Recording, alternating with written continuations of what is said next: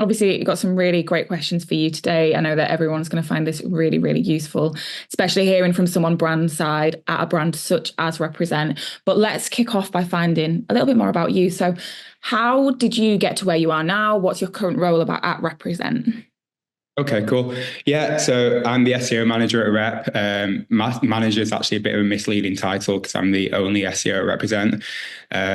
So I started. My way into SEO is very kind of atypical, which is, I guess, standards for SEOs. Really, I was doing linguistics at uni. I didn't know what I wanted to do, so naturally, I did a master's year, pretty much because I wanted to carry on swimming, which is always a great reason. Got halfway through my master's degree, realized I still didn't know what I wanted to do. I was applying for all kind of accountancy roles, finance roles, and very quickly kind of realized I didn't want to be an accountant. Still didn't know what I wanted to do though. So instead of applying for roles that I wanted, I just thought, I'll apply at companies that I really love.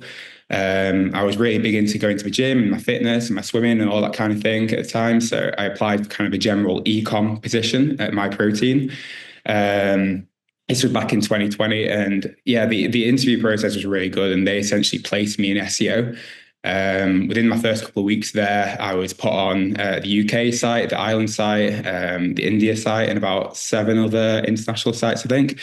This was really good though, because the Ireland site, we very much used it as kind of a test site. So any kind of new initiatives, any new strategies that the head of SEO wanted to do, we ultimately tested that on Ireland first. It was up to me to execute, get the learnings from that, feedback to the rest of the team, and ultimately decide whether we rolled that out to the rest of the world, really. So it was kind of just this trial by fire in a way, but it just meant that I learned a lot in the first kind of year and a half there. After a year and a half there, I got a message from the head of marketing at Rep, called Liam. He basically said, we need someone to do SEO. We've not got anyone at the moment. We heard you do SEO and we heard you really like Represent. So again, another really good reason to go to Rep. And yeah, so I came in for an interview, started the job. Like I said back then, but starting the SEO strategy from scratch pretty much. I also jumped on PR as well because we weren't getting much coverage, which I managed for 2 years. Now we're working with PR agencies as well on the side. So yeah, we're pretty much in the same position, really, just kind of being the only SEO there. But I also got a couple of more projects on the side. Like back in February this year, I launched a brand called Cadence with the founder of Represent and a couple more other lads. At the brand, we launched that brand, and I've got a couple of freelance clients on the side as well. So yeah, it's been a busy couple of years, really, but I feel like I've learned a lot and kind of done a lot in it. So hopefully you'll find some value from this session. Definitely. And I think it's always so helpful for people to hear about other people's journeys into kind of their roles in digital. I think it's very rare that you kind of find that everyone has that same path to where they are now. So always really interesting to hear about people like yourself. So you obviously talked about kind of starting at Represent and where the brand was. Tell us a little bit more about that organic growth that you've delivered at Represent, kind of where the brand was when you joined and where it is now and how you got to that place. Yeah, when I started, there was kind of little to no non-brand visibility at all. The SEO strategy up until then had pretty much been stick streetwear in front of every H1 and in front of every meta title and just hope that it ranks for streetwear categories, which wasn't the best, to be honest, not very conducive to getting a lot of traffic. But like I said, I'd been a consumer of Rep for many years before I started here. So I very much came into the brand with a consumer mindset. I kind of understood what the consumer loves from us, what we are the best in the world at producing. And ultimately, I just focused my first kind of year to 18 months on ranking for these very few categories, really. So probably about 5 to 10 categories, things like cargos, graphic tees, oversized hoodies, all stuff like that. Didn't really do much on product pages, to be honest, because at that point, the business was working in a way where product just sold out so fast. So that kind of became an issue for trying to rank product pages. So I didn't really put much of a focus on that. It was mainly collection pages. But over the past year or so, as the business has grown, we've got longer sell-throughs on products. We have a lot more stock. So we have these kind of perennial products, which are always on site. So I've been focusing on those a lot more in the past year or so. In terms of growth, if you look on SEMrush, you'll see that our non-brand growth is about 3,000% over the past 2.5 years. But going off Google Search Console, that's close to 6,000, which is pretty good. And again, it literally comes from like focusing on optimizing what we are known for and what we are best at. I mean, even if it's got to a point now where people search graphic tees, and even though it's a non-brand search, they're likely to represent at the top of the search. So click-through rates on queries like that, which we are good at, is naturally very good.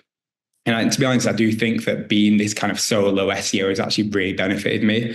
There's not many people in the ecom team generally. There's only 5 of us. So there's not really many people working on the site at any one time.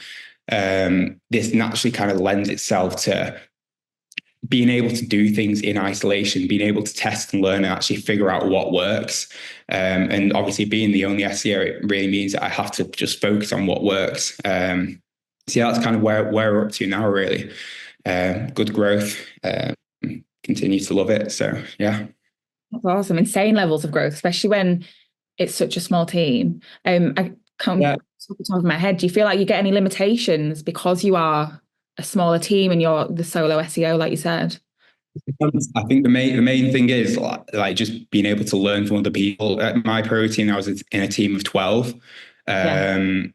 Always more people to ask questions to, ask what's going on other sites, that kind of thing. But to be honest, I think being on my own has actually just made me kind of get out there a lot more, network a lot more, go to events. And I'd say kind of my level of network being the only SEO here is probably increased tenfold because I'm constantly reaching out to people, and I've kind of developed this network of really good SEOs in Manchester, especially, where we always meet up and kind of share thoughts and ideas.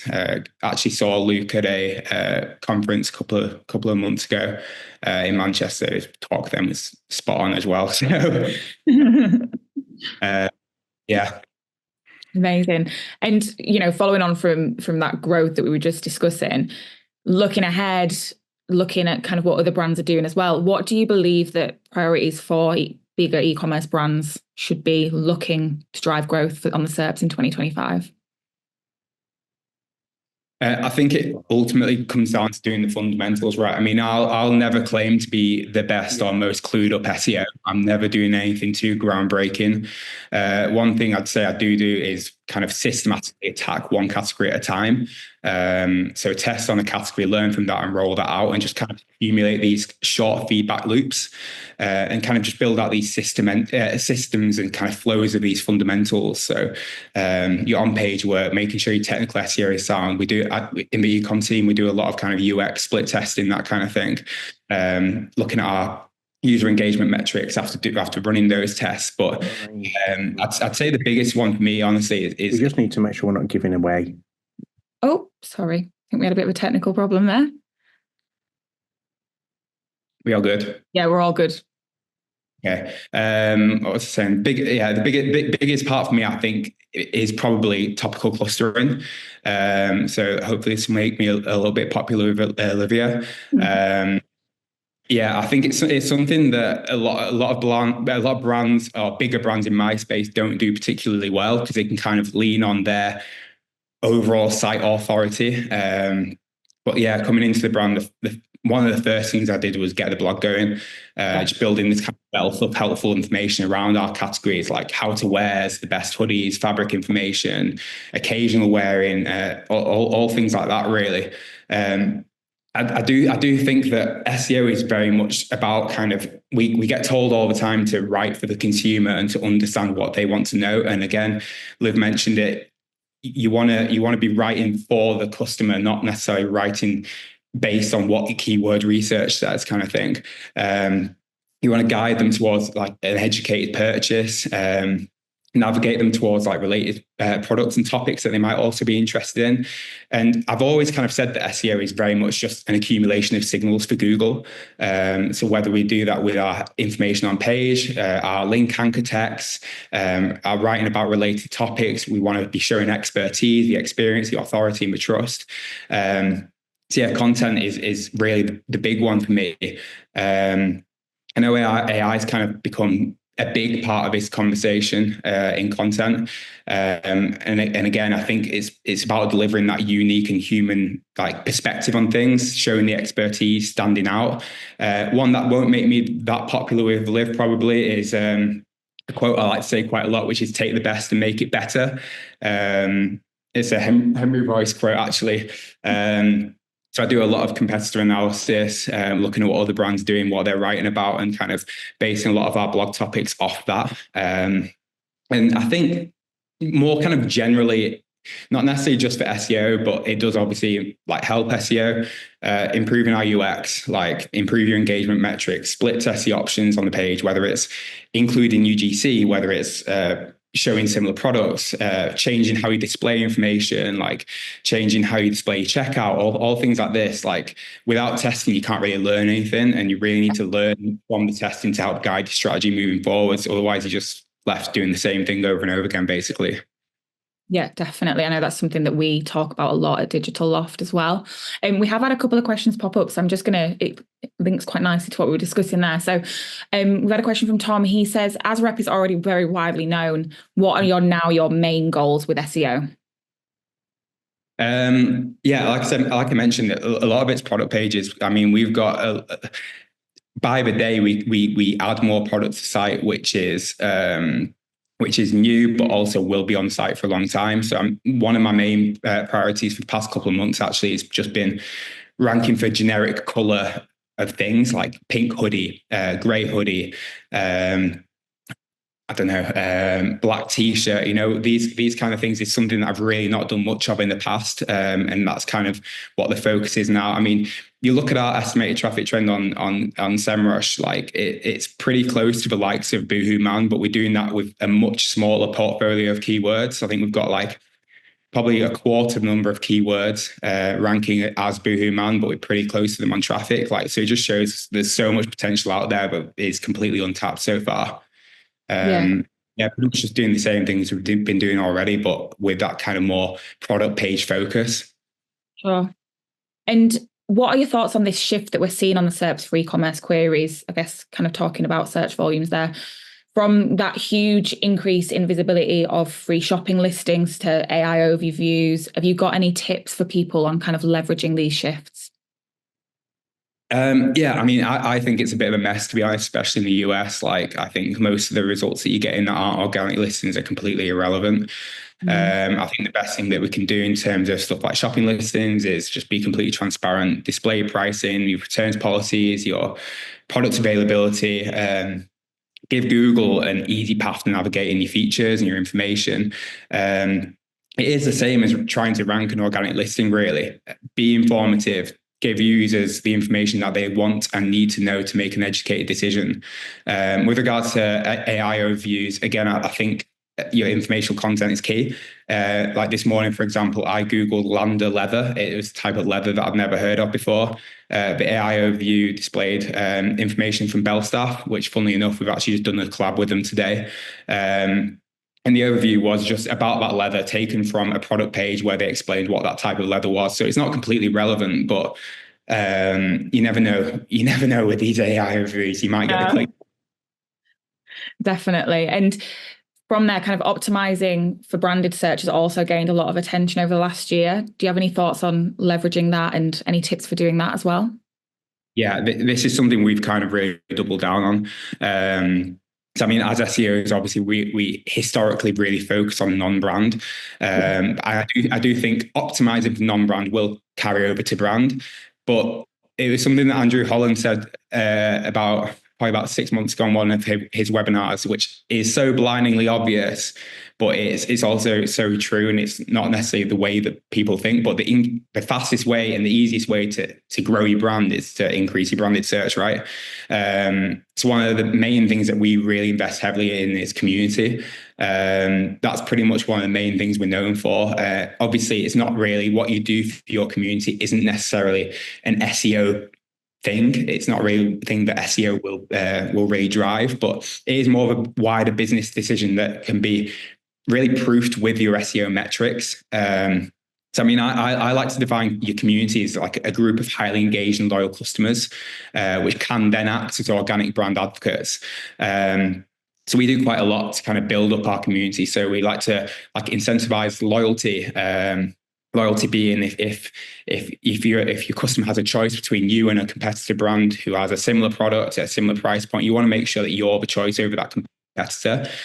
So we actually have a loyalty program called Prestige, which is really good for exactly what you would think. It rewards loyalty on our site.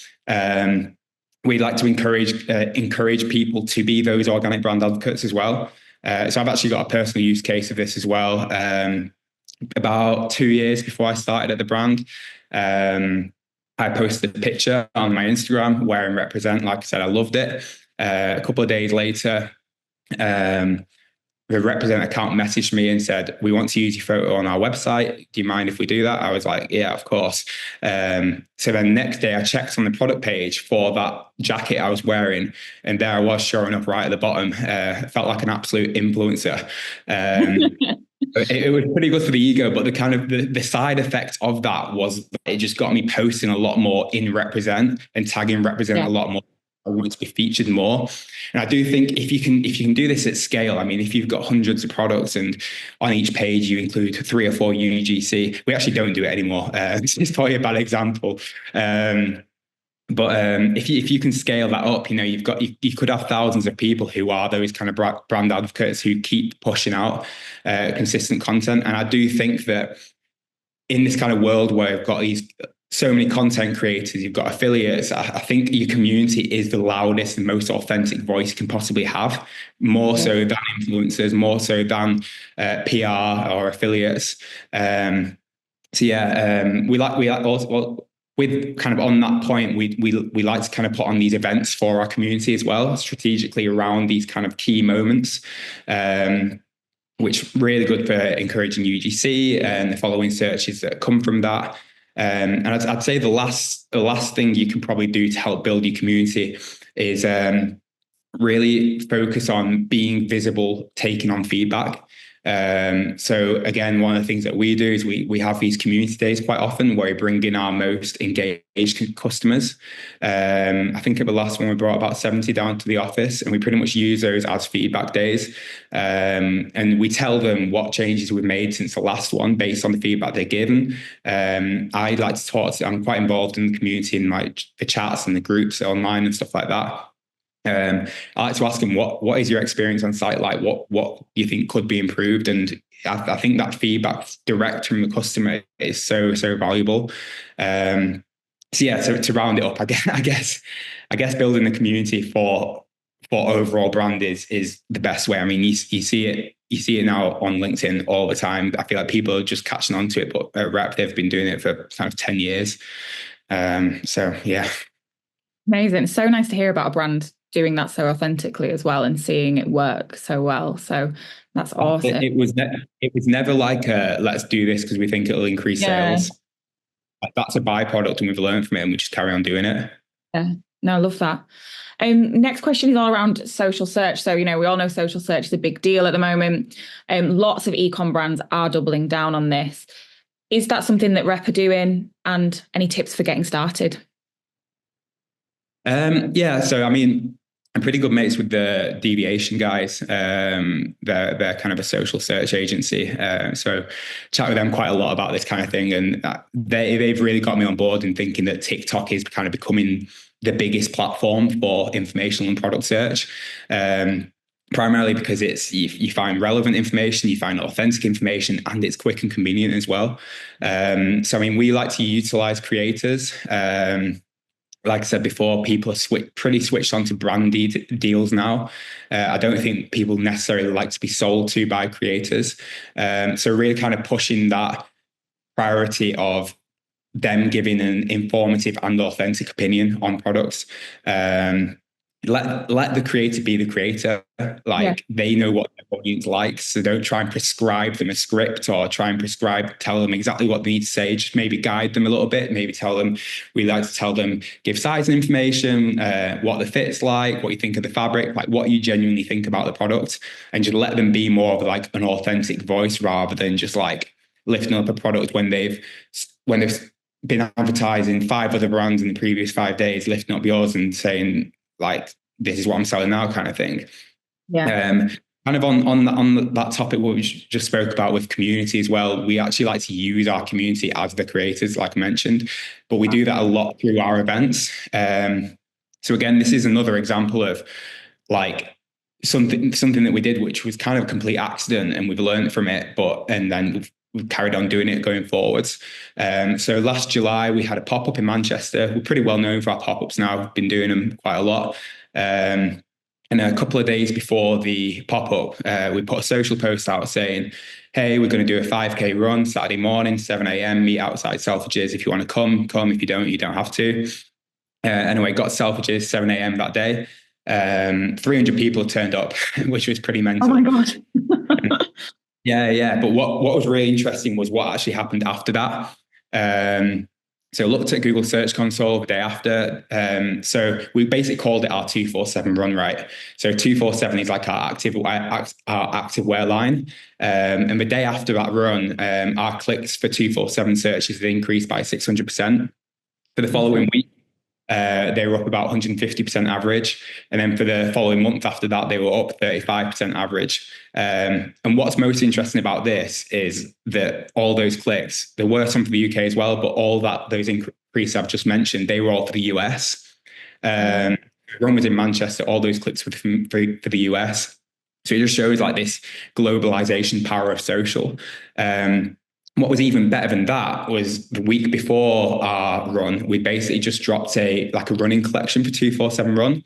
So obviously when people are searching 247 run or 247 or whatever, after that run, the first page you get met with is that 247 running collection. So we kind of saw that link there. We did see an increase in sales following it as well. So this is something we've started to put on more and more since then. So whether it's a retail store launch or whether we're doing a collaboration, like I mentioned, we're doing a collaboration with Belstaff today. We're doing an event for it tonight. Hopefully get people searching for that.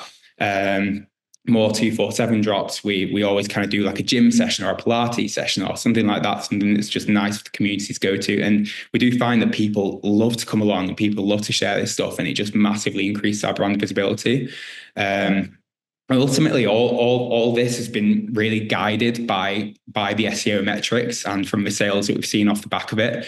And like I said, that first one was very much just like, we didn't link up the fact that we'd just done a 247 running collection and then the week after we were doing a run, but we made that link after it and kind of carried it forward and really built that into our overall brand marketing strategy.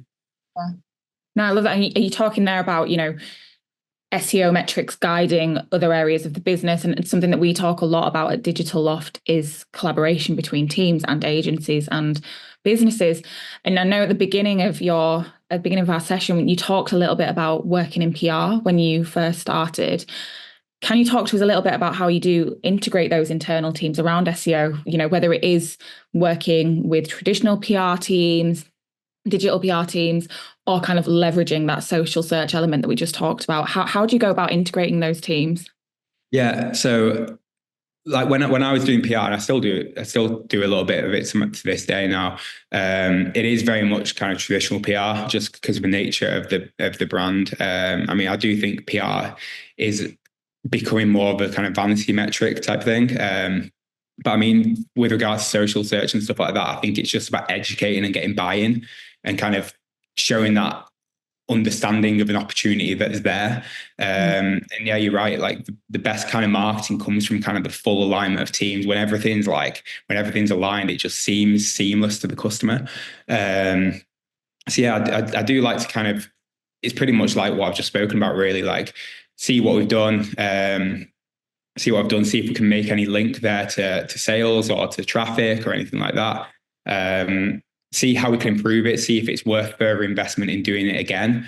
If like social team's done something or the events team's done something, like it's just using those to kind of social proof or just get proof of concept, really. Yeah, it just guides what we're doing going forwards. Amazing. And I feel like it's 6th of November. We couldn't have a conversation about e-commerce and brand today without touching on Black Friday and Cyber Monday.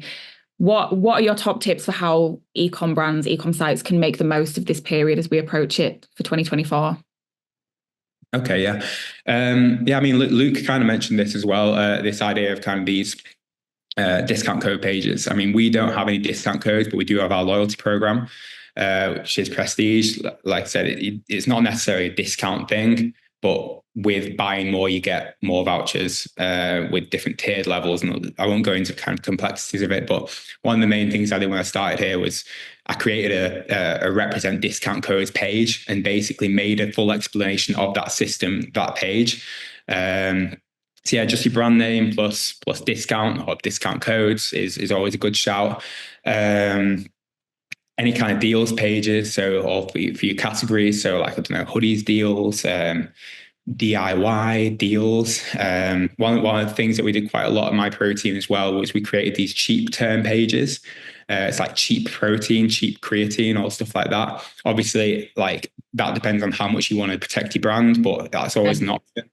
And then there's like the gift guide side of it as well. So with your blog, like I mean, if you go on gift guides for most things in fashion, it's the likes of Esquire, it's the likes of GQ. It is all informational. It's not like category pages ever really. It's creating blogs with stuff like your skincare guides, your gifts for runners, your DIY gifts.